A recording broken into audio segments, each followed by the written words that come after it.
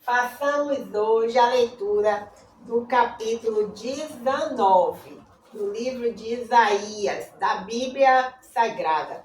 Este livro maravilhoso, o livro mais importante do planeta Terra, sabia? O livro mais importante do planeta Terra. Se você não tem, compre logo um, urgente.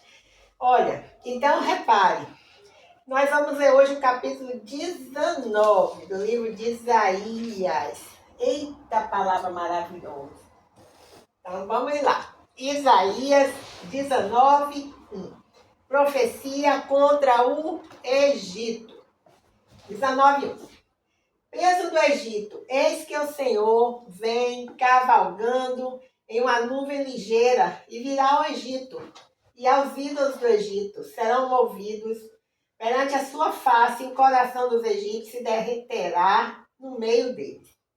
Isaías 19, 2. Porque farei com que os egípcios se levantem contra os egípcios, e cada um pelejará contra o seu irmão, e cada um contra o seu próximo. Cidade contra cidade, reino contra reino. Isaías 19, 3. E o espírito dos egípcios se esvaecerá. Dentro deles eu destruirei o seu conselho, e eles consultarão os seus ídolos, e encantadores, e adivinhos e mágicos. Isaías 19, 3. E o espírito dos egípcios se esvaecerá dentro deles. Eu destruirei já li essa parte, desculpa. E entregarei os egípcios nas mãos de um senhor duro, e um rei rigoroso os dominará. Diz o Senhor dos exércitos. Isaías 19, 3. E faltarão as águas do mar, e o rio se esgotará e secará. 19, 6. Também os rios apodrecerão, e se esgotarão e secarão os canais do Egito. As canas e os juncos se murcharão.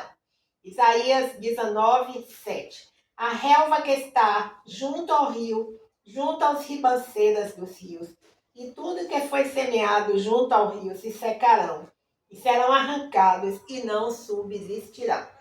Isaías 19, 8. E os pescadores gemerão, e suspirarão todos os que lançam anzol ao rio, e os que estendem rede sobre as águas desfalecerão. Isaías 19, 9.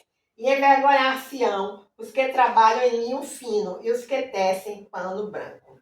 Isaías 19, 10. E os seus fundamentos serão despedaçados, e todos os que trabalham por salário ficarão com tristeza na alma. Isaías 19, 11. Na verdade, loucos são os príncipes de Zoan. O conselho dos sábios conselheiros de Faraó se embruteceu. Como, pois, a Faraó direis, sou filho de sábios, filho de antigos reis. Isaías 19, 12. Onde estão agora os teus lábios, os teus sábios? Anuncia-te agora, ou informem-te do que o Senhor dos Exércitos determinou contra o Egito. Isaías 19, 3. Loucos se tornaram os príncipes de Zoan, e enganados estão os príncipes de Nof. Eles farão errar o Egito, eles que são a pedra de esquina das suas tribos. Isaías 19, 14. O Senhor derramou no meio deles um perverso espírito, e eles fizeram errar o Egito com toda a sua obra, como bêbado quando se revolve no seu vômito. Isaías 19, 5. E não aproveitará ao Egito obra alguma que possa fazer a cabeça, a cauda, o ramo ou o junco. Isaías 19, 16. Naquele tempo os egípcios serão como mulheres e tremerão por causa do movimento da mão do Senhor dos exércitos, porque ela se há de mover contra eles. Isaías 17, 19. E a terra de Judá será um espanto para o Egito. Toda aquela a quem isso se anunciar se assombrará, por causa do propósito do Senhor dos Exércitos, do que determinou contra eles. Isaías 19, 18. Naquele tempo haverá 5 cidades na terra do Egito, que falarão a língua de Canaã, e farão juramento ao Senhor dos Exércitos, e uma se chamará Cidade da Destruição. Isaías 19:19. Naquele tempo, o Senhor terá um altar no meio da terra do Egito, e um monumento se erigirá ao Senhor na sua fronteira. Isaías 19:20. E servirá de sinal e de testemunho ao Senhor dos Exércitos na terra do Egito, porque ao Senhor clamarão por causa dos opressores, e ele lhes enviará um redentor e protetor que os livrará. Isaías 19:21. E o Senhor se dará a conhecer ao Egito, e os egípcios conhecerão ao Senhor naquele dia. Sim, eles o adorarão com sacrifícios e ofertas, e farão votos ao Senhor e os cumprirão. Isaías 19:22. E ferirá o Senhor aos egípcios, e os curará, e converter-se-ão ao Senhor, e ele mover-se-á as suas orações, e os curará. Amém, aleluias, glórias a Deus. Isaías 19:23. Naquele dia haverá entrada do Egito até a Síria, e os assírios virão ao Egito, e os egípcios irão à Síria, e os egípcios adorarão com os assírios ao Senhor. Isaías 19:24. Naquele dia Israel será o terceiro, com os egípcios e os assírios, uma bênção no meio da terra. Isaías 19:25. Porque o Senhor dos Exércitos os abençoará, dizendo: Bendito seja o Egito, meu povo, e a Síria, obra de minha mão, e Israel, minha herança. Amém, aleluia, glórias a Deus. Façamos então agora a leitura dos comentários que existem aqui no rodapé dessa Bíblia com relação ao capítulo 19 do livro de Isaías. Então temos aqui Isaías 19, de 1 a 17. O comentário é o seguinte: o Egito, um inimigo de longa data do povo de Deus, voltaria a enfrentar o julgamento do Senhor, da mesma forma como os exércitos do faraó haviam sido aniquilados pelo poder do Senhor no mar. Êxodo 14, versículo 15. A estiagem do rio Nilo, a fonte de vida do Egito, seraria a destruição dessa nação. Isaías 19, entre 5 e 10. A cidade de Zoan também é chamada de Tanis, e como Mênfis, foi uma das capitais do Egito. E com relação aos versículos de 18 a 25, o comentário é o seguinte: no devido tempo, o Senhor abençoaria o Egito, a Síria e Israel. Os habitantes do Egito e da Síria se tornariam adoradores do Senhor. Amém, aleluia, glórias a Deus. O Deus de Israel, que seria reconhecido como Deus de toda a terra. Esta passagem apresenta uma forte ênfase missionária. O futuro traria o cumprimento da promessa feita a Abraão, Gênesis 12, de 1 a 3. O Egito e a Síria, dois dos piores inimigos do povo de Deus, se uniriam a Israel para ser bênção para o mundo. Amém, aleluia, glórias a Deus. Bem, antes de passar para o terceiro momento, quando a gente vai ler a devocional de Elizabeth George, então me chama a atenção aqui essa frase, né? Muito interessante. O Senhor, aqui com relação no devido tempo, diz assim: o Senhor abençoaria o Egito, a Síria e Israel. Os habitantes do Egito e da Síria se tornariam adoradores do Senhor, o Deus de Israel, que, olha essa frase agora, que seria reconhecido como Deus de toda a terra. Amém, aleluia, glórias a Deus, que coisa fantástica. E também com relação a isso, o que ele diz aqui, né, no 19:22, e ferirá o Senhor aos egípcios, e os curará, e converter-se-ão ao Senhor, e ele mover-se-á as suas orações, e os curará. Amém, aleluia, glórias a Deus. Então, essa palavra é maravilhosa, palavra maravilhosíssima, tá? Lindo! E agora nós vamos ler essa devocional de Elizabeth George. A última que nós lemos foi uma mulher notável. Foi maravilhoso. Agora, vamos ler hoje a devocional que está na página 297. O título dessa devocional é Seu Pleno Potencial. Então, vamos ver o que é que o Senhor reservou ao utilizar essa serva do Senhor, Elizabeth George, para nos trazer essa palavra. Ele diz assim: esta palavra está baseada no livro de Juízes, capítulo 6. Então, assim, o capítulo 6 de Juízes, ele é extenso, eu não vou ler agora, ela não se refere a um versículo específico. Mas, assim, o título do capítulo é Israel é dominado pelos midianitas. Então, vamos ver aqui a reflexão da Elizabeth George. Ela diz: seu pleno potencial, Juízes 6. Quando foi a última vez em que você pensou sobre seu potencial? Não desista da esperança dos planos de Deus para você. Amém, aleluia, glórias a Deus. Uma pessoa comum usada por Deus é alguém capaz de fazer coisas extraordinárias para Deus. Incrível. Exploremos a história de Gideão em Juízes 6. O Senhor o enviou para ajudar a salvar Israel. Gideão disse: ah, meu Senhor, como que eu livraria Israel? A minha família é mais pobre em Manassés e eu sou menor na casa de meu pai. Versículo 15. Mas o Senhor lhe explicou: eu estarei contigo. Versículo 16.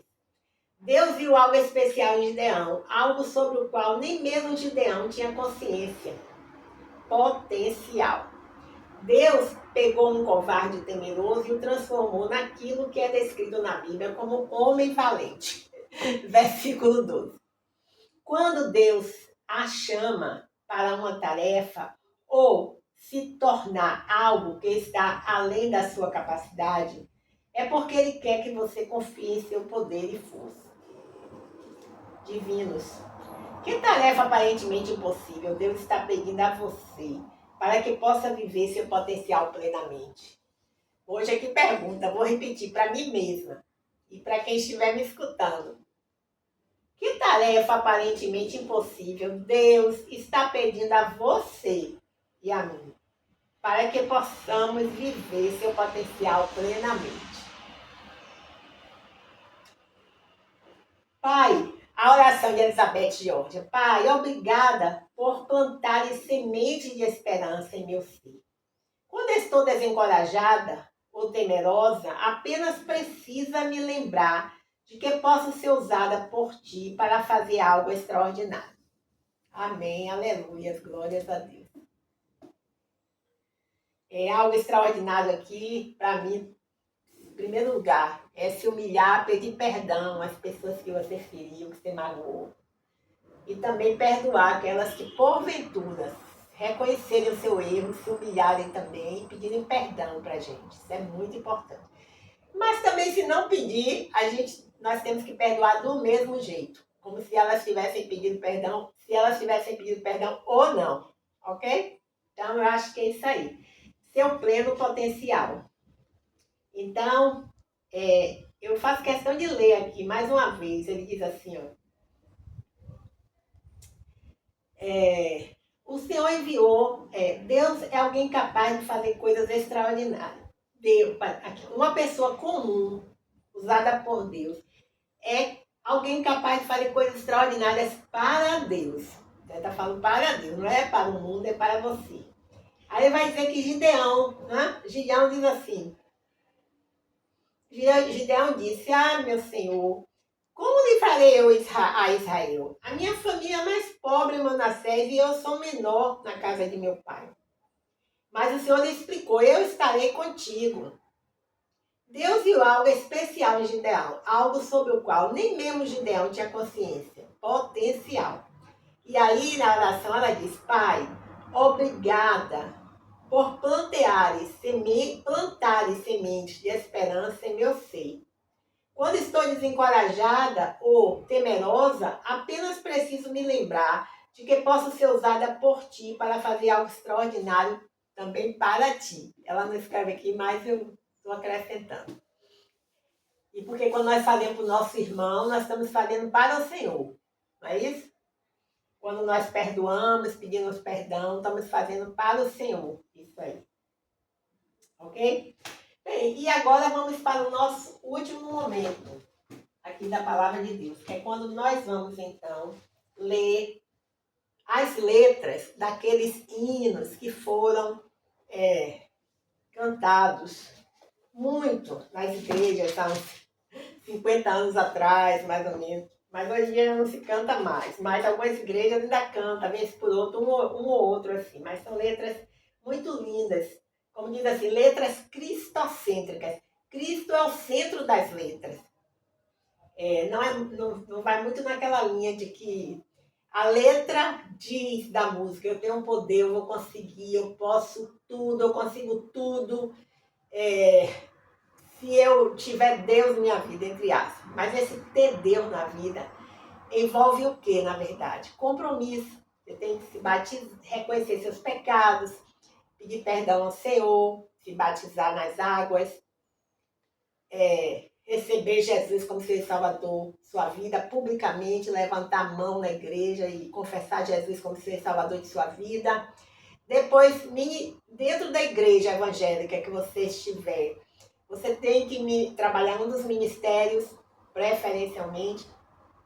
Tem que, mas é ideal, que às vezes a pessoa tem limitações físicas também, não está conseguindo, emocionais, mas se estiver em condições saudáveis, mentais, intelectuais, físicas, então um ministério, toda igreja evangélica tem vários ministérios, de adoração, de adoração, serviço, né? Então, de um modo geral, temos ministério de música, você pode cantar no coral, você pode cantar na banda da igreja. Nós temos teatro, nós temos dança, nós temos a ministração da palavra, nós temos evangelismo, nós temos visita nos lares, nós temos trabalhos assim com a internet hoje em dia, para acompanhar os cultos online. Tem muito trabalho na igreja. Você vê qual é o seu chamado e você vai trabalhar para o Senhor, ok? E aí realmente você vai viver o que está escrito em Filipenses, acho que é Filipenses 4:16, se eu não me engano. Filipenses 4:16, se eu não me engano. Tá? Que vai dizer, eu não vou conferir agora, mas ele diz assim, não é isso? Não tem problema. Quem tiver com pressa pode deixar de ver, porque realmente as pessoas são muito ocupadas, mas só conferindo aqui, com relação a esse versículo que eu mencionei, então ele vai dizer aqui, ó, Filipenses 4, peraí. Ai, Senhor, eu não estou achando aqui. É Filipenses 4, diz aqui, ó.